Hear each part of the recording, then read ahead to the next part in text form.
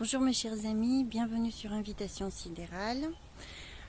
Aujourd'hui je vous propose mon analyse astrologique et les prévisions pour le mois de mars 2022.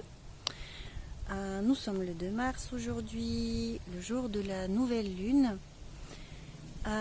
Et je vais commencer tout de suite avec l'actualité qui bien évidemment intéresse tout le monde, notamment la guerre qui vient d'être déclarée et qui risque de dégénérer dans un conflit plus grand. Alors, premièrement, j'aimerais vous dire que cette nouvelle lune se produit dans le signe sidéral du Verseau, et notamment dans le 18e degré du Verseau sidéral. Et un peu plus loin se trouve la planète Jupiter. Donc, dans 2 jours, il y aura une conjonction entre le Soleil et Jupiter. Autant dire qu'ils sont déjà en conjonction.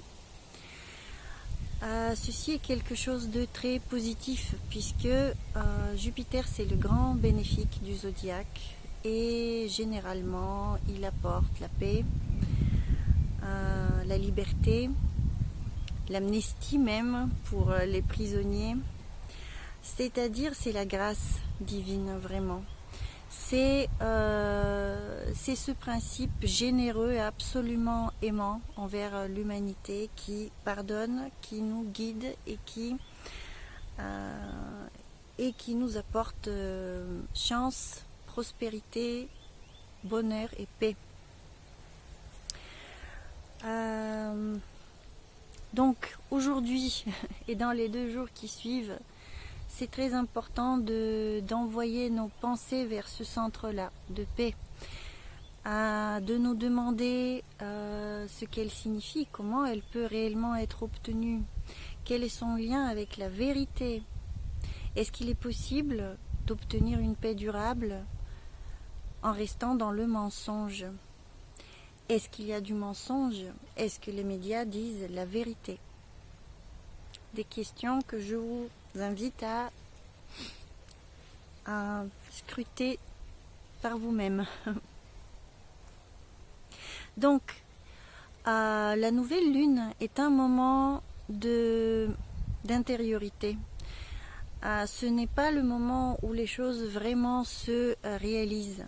Et le nouveau cycle démarre à un niveau très profond, intérieur, en nous, véritablement une nouvelle graine spirituelle est semée, un nouveau programme est mis en nous. Donc ce programme, j'espère être le programme de la paix. Et la recherche de cette paix d'une manière vraiment incarnée, pratique, dans la vie de tous les jours. Non seulement en envoyant nos prières pour l'Ukraine, pour la Russie, pour tous ceux qui sont mêlés à ce conflit, mais également dans nos propres relations et amitié, entourage, etc. C'est un moment de grande division en ce moment que nous vivons depuis la lunaison précédente. Et il est important de chercher vraiment sincèrement chacun quels sont les chemins qui mènent vers la paix, non seulement dans le monde mais dans notre vie la plus quotidienne et immédiate. Maintenant, cette conjonction, cette nouvelle lune, je vous ai dit, elle se produit dans le 18e degré du Verseau sidéral. Sachez que le 20e degré est un degré sacré dans le zodiaque fixe babylonien. Il y en a 7 degrés de cette sorte dans le zodiaque. Parmi les 360, donc quand même, ce n'est pas rien. Pourquoi c'est un degré sacré? Puisque c'est par là que s'écoule le fleuve de la vie. En fait, la jarre avec l'eau que déverse le Verseau commence à cet endroit-là. Et si vous observez le ciel, vous verrez que à cet endroit commence un véritable fleuve de petites étoiles qui traverse à peu près un quart du ciel et arrive au pied d'Orion, qui n'est autre qu'Osiris et qui n'est autre le Christ dans notre culture. Donc quand on parle de fleuve de vie, c'est vraiment cette force de vie spirituelle d'une très très haute hiérarchie. Donc c'est une chance pour la résolution, au moins un début de résolution de ce conflit. Maintenant, pour que ceci devienne vraiment quelque chose d'incarné dans la vie, pour que l'on arrive à une résolution concrète des choses, il faut que Jupiter devienne visible, c'est-à-dire qu'en ce moment, étant en conjonction avec le Soleil, il est invisible, il n'agit pas encore concrètement dans la vie réelle, il lui faudra devenir visible pour que ceci se manifeste dans le monde. Et ce moment a lieu vers le 10 avril, le mois prochain, en sachant que, pour notre emplacement géographique sur le globe, puisque ça dépend bien évidemment de là où on se trouve. Je parle de la France là. Donc, Jupiter va devenir visible vers le 10 avril, mais il sera en phase, ce qu'on appelle en phase, une semaine avant et une semaine après. Donc réellement, dès le début avril, quelque chose peut commencer à se concrétiser au niveau de cet apaisement et de cette liberté. Il y a quelque chose d'important aussi que je n'ai pas dit au niveau de la paix. C'est que la paix, vue du point de vue et du christianisme originel, je parle, pas de sa secte jésuite, ni de ce qui a été transformé de lui plus tard dans d'autres sectes. C'est tout simplement le principe de la non-violence. Prendre parti, tout simplement, alimente ceux qui enlèvent la vie de quelque manière que ce soit. Au moins, il nous faut tendre vers ceci, la non-violence. C'est que représente cette planète, en fait, Jupiter. Maintenant, et le Soleil d'ailleurs. Maintenant,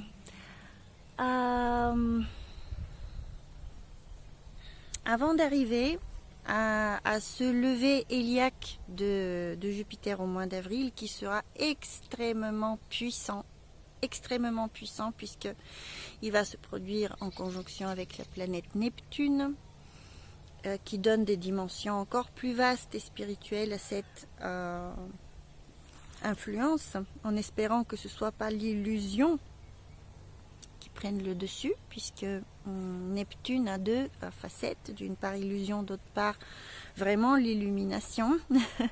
Je pense que tout simplement il y aura des personnes qui vont vivre l'un ou l'autre comme d'habitude. Je vais vous en dire plus le mois prochain. Mais disons que ce lever héliaque sera extrêmement puissant, d'autant plus qu'une semaine après, Jupiter va entrer également dans le signe des Poissons sidéral, où il est à trône et sera extrêmement puissant. Donc il y a des chances réelles de paix. Maintenant, avant d'arriver à ceci, nous attend le mois de mars. Et le mois de mars se profile d'une toute autre manière. Assez difficile parce que depuis maintenant plusieurs semaines, la planète Mars et la planète Vénus sont en conjonction, et le mois dernier tous les deux participaient à une figure très bénéfique dont je vous avais parlé dans ma vidéo de qualité très pourrie du mois dernier, dont je vous prie de m'en excuser. Mais j'espère que vous avez vu cette figure entre ces deux planètes, Jupiter et Uranus, qui donnait un vrai élan de liberté à ce moment-là. Sauf que maintenant, les configurations changent. Et ces deux planètes se dirigent, sont en conjonction en ce moment avec la planète Pluton, ce qui est tout autre chose, et dans le signe du Capricorne sidéral. Qu'est-ce que ça veut dire? Premièrement, il faut dire que Mars et Vénus sont présents en tant qu'étoiles du matin. Ça veut dire dans leur phase active. Et Mars nous montre de cette façon son visage d'Arès, le guerrier. Vénus, elle aussi en étant étoile du matin, a un lien plutôt avec l'archétype d'Athéna, qui est une déesse de la guerre. Même si c'était aussi une déesse de la sagesse, une guerre sage en fait. Une guerre, comment vous dire, la guerre de Mars et la guerre de Vénus ne sont pas les mêmes. Athéna était vraiment considérée comme la déesse de la guerre juste, de la défense en fait, de la défense. Un aspect noble, disons, de la guerre. Donc on peut se demander quel est cet aspect de la guerre en ce moment qui est aussi également noble et en défense. Il s'agit de défense. Vénus est plus haut, se trouve plus haut dans le ciel par rapport à Mars, qui se trouve un peu en dessous, donc son principe prédomine. Elle est également plus brillante, donc elle est assez forte. Et nous pouvons éventuellement voir dans cette combinaison les deux protagonistes de la guerre. Je voulais choisir qui est qui. Maintenant, ces deux planètes, jusque-là en temps dans le signe sidéral du Sagittaire, donnaient un élan de liberté avec les camionneurs au Canada, etc. Maintenant, ils arrivent dans le signe sidéral du Capricorne où siège déjà Saturne, qui est à trône, où se trouve également Pluton. Et donc, le Capricorne, c'est un signe de limite, de frontière, de territoire, d'administration, de régulation, du statu quo, où en fait on défend ses positions. C'est aussi le signe de l'abus de pouvoir quand par le biais de ses limitations, régulations, etc. Et Saturne se trouve dans ce signe maintenant depuis 2 ans et nous avons abondamment connu son action avec la crise Covid et les gouvernements qui ont fait de cette crise un outil tyrannique. En même temps, Pluton se trouve dans ce signe et concernant ces mêmes thèmes de la vie, même principe d'organisation, de structure en fait des gouvernements que représente le Capricorne, il va essayer de transformer ces structures et on en parle depuis assez longtemps de ce Pluton qui est là pour transformer, pour amener à la surface les choses les plus tyranniques qui soient, les plus mensongères qui soient, les plus traîtres qui soient, les plus assoiffés de pouvoir qui soient, pour transformer en fait la société.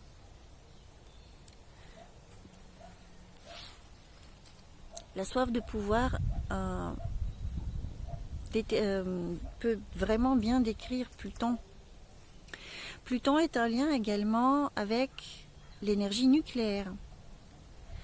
Donc, quand il est stimulé dans une telle figuration, évidemment, le risque de problèmes nucléaires surgit, mais également risque de tremblement de terre et d'une lutte de pouvoir absolument acharnée. Donc là-dessus, sur ce Pluton, passent Vénus et Mars, exacerbent nos émotions, radicalisent les opinions, divisent des amitiés de longue date, divisent les familles, exacerbent la situation.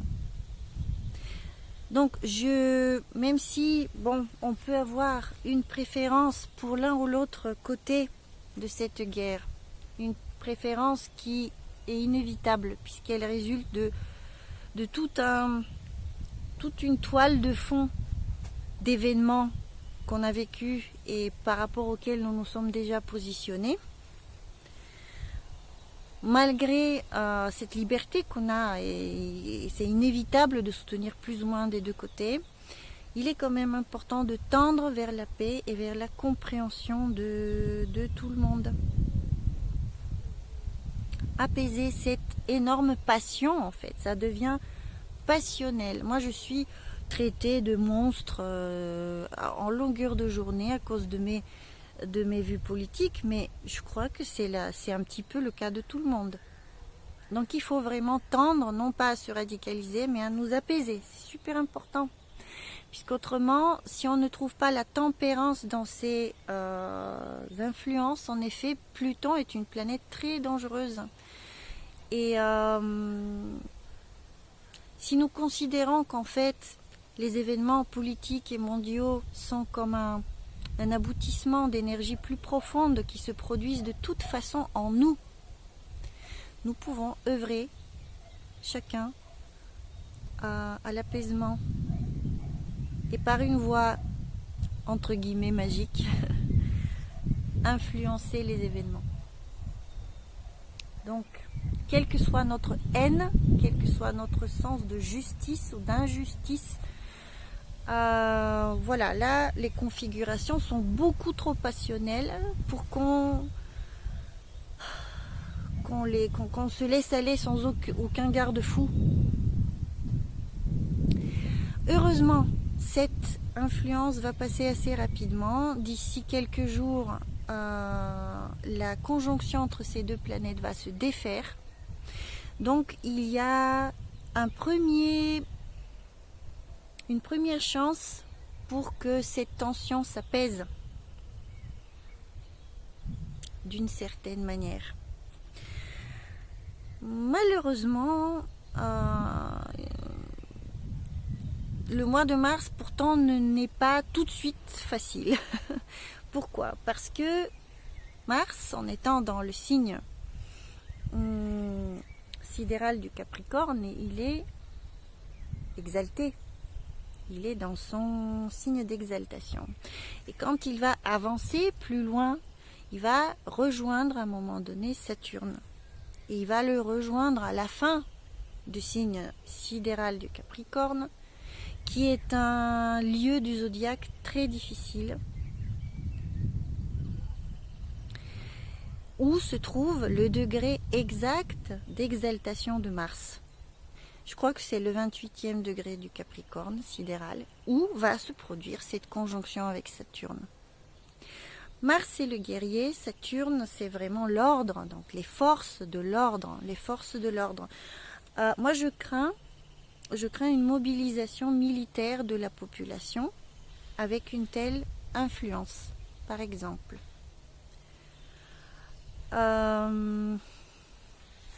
Cette conjonction entre Saturne et Mars s'est déjà produite il y a 2 ans, mais c'était au début du signe du Capricorne.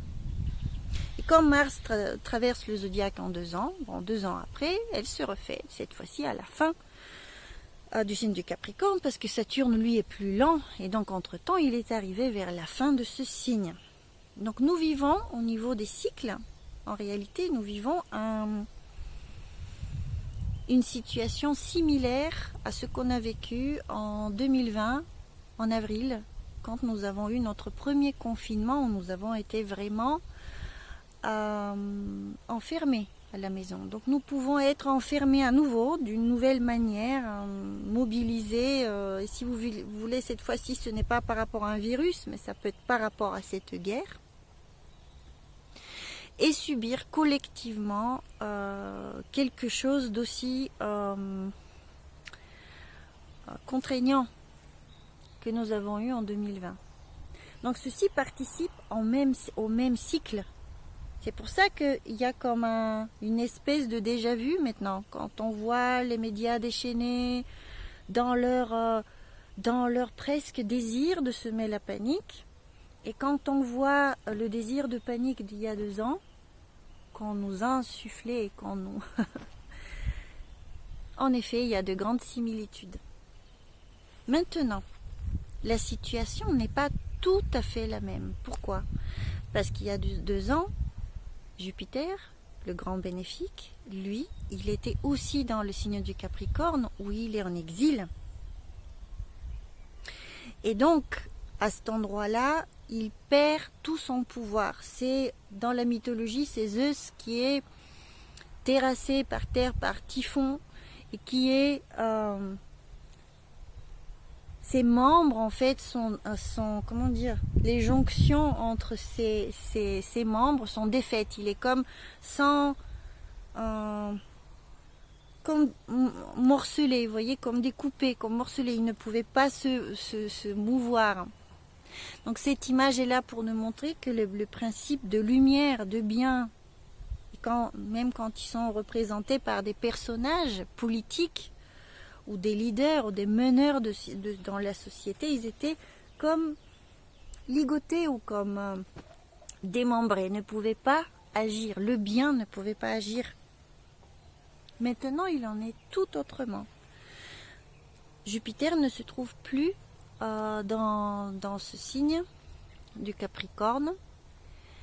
Il se trouve au contraire dans le Verseau. Et dans le Verseau, même si c'est un signe qui est gouverné encore une fois par Saturne, selon les maîtrises anciennes, traditionnelles, il faut savoir que cette portion du ciel en fait a un lien avec le dieu Enki de la mythologie de la Mésopotamie ancienne, antique, qui était un ami de l'humanité, qui a des similitudes avec le dieu Marduk et qui est un grand bénéfique. Donc en fait, c'est pas une position très mauvaise pour Jupiter, même s'il est à nouveau dans un signe gouverné par Saturne, comme le Capricorne, vous voyez. Et de plus, non seulement c'est différent d'il y a 2 ans, mais en plus, dans un mois, Jupiter va rentrer dans un signe qu'il gouverne, donc il devient énormément puissant. Donc ceci peut nous donner beaucoup d'espoir. La situation paraît en effet dramatique, sans doute il y aura des dégâts sur la route. C'est clair qu'au mois de mars, nous pouvons nous attendre à des actions absolument autoritaires qui auront lieu. À propos de ceci, des élections attendent la France et le président actuel Emmanuel Macron n'a pas encore donné sa candidature. Il va le faire apparemment à la dernière minute, le 4. Il va déposer probablement ses signatures et son dossier d'inscription de candidature le 4 mars. Je crois qu'il y avait un meeting prévu, son premier meeting le 5. Je crois qu'il est annulé. J'ai pas suivi de plus les actualités. En tout cas, il est très bizarre que ce monsieur fait ça d'une telle manière, et je peux vous dire que ces 2 dates ne sont absolument pas anodines. Parce que le 4 mars, premièrement, c'est le premier croissant lunaire de cette lunaison. Et c'est le premier croissant lunaire avec lequel commence non seulement ce mois lunaire, mais également l'année entière selon la tradition de Sumer, la tradition la plus ancienne. Parce que dans ce mois lunaire est contenu l'équinoxe du printemps. Et selon le système sumérien des mois, c'est précisément là le début d'année, premier Nissan, qui représente en fait un moment de pouvoir.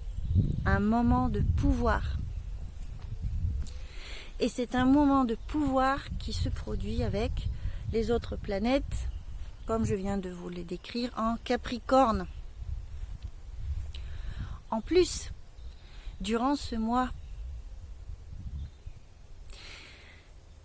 la planète Saturne, qui était jusqu'à présent invisible, puisqu'elle sort d'une conjonction avec le Soleil, mais elle n'est pas encore devenue visible, va devenir visible. Ceci va se produire, je vais vous le dire, le 14... Oh non, c'est pas là. Va se produire le 23 mars, à peine 2 jours après l'équinoxe du printemps.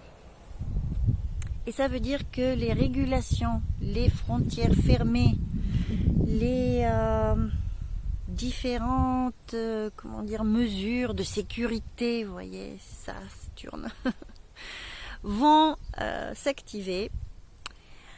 Et avec Mars à côté. Vous voyez, sécurité et force de l'ordre à la fois. Autant dire que ça rappelle une nouvelle étape de la dictature qui se met en place depuis 2 ans, de plus belle. Vous voyez, le climat est assez complexe de tout ça. Et donc, durant ce mois, il y aura les élections, s'il y a des élections, parce que avec tout ce climat, quelqu'un qui suit la chaîne et avec qui j'ai discuté récemment m'a dit que probablement, est-ce que les élections auront lieu tout simplement avec tout ça? Eh bien en effet, c'est à se demander si les élections auront lieu et ce qui va nous servir notre cher président dans 2 jours. C'est à se demander aussi s'il attend jusqu'à ce jour-là pour déposer sa candidature à la dernière minute, quelle astrologie il pratique. Et est-ce que les élites pratiquent l'astrologie sidérale antique, la plus ancienne, puisque pour se présenter premier Nissan, selon le style sumérien, ça veut dire qu'on connaît les différents styles, de Nouvel An, de premier Nissan de l'Antiquité. Donc ça, c'est premier style. Deuxième style, c'est style babylonien, qui prend le moment du premier croissant de la lunaison qui commence après l'équinoxe du printemps.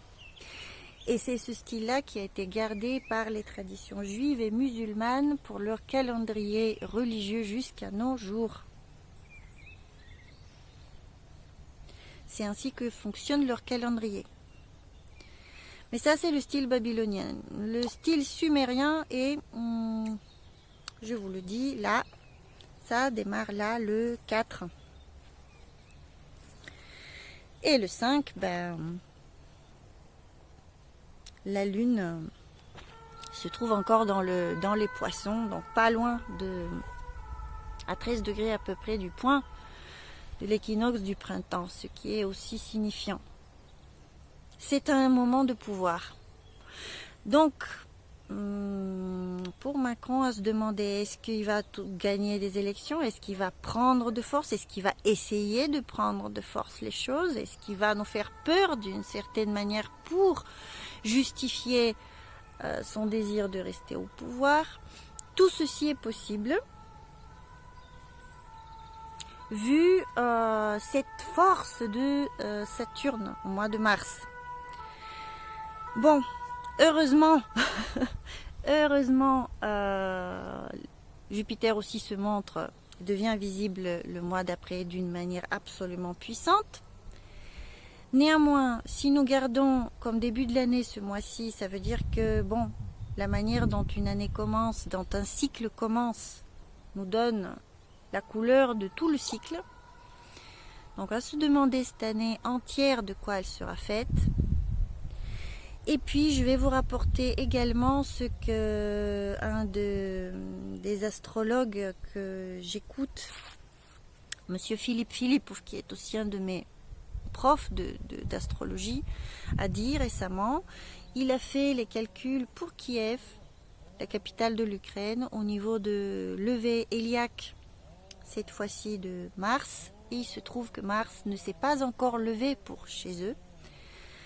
Chez nous, il est déjà visible depuis un moment, mais chez eux, non. Et il se montre qu'à la fin avril, ce qui présage pour eux des actions militaires encore qui risquent de perdurer. Donc il y a ce décalage dans le lever héliaque entre les différents pays. Donc il faut, comment vous dire, il y a des chances pour la paix, mais il y a aussi ce climat de guerre qui continue, et le mois de mars est un des plus désagréables de l'année à ce niveau.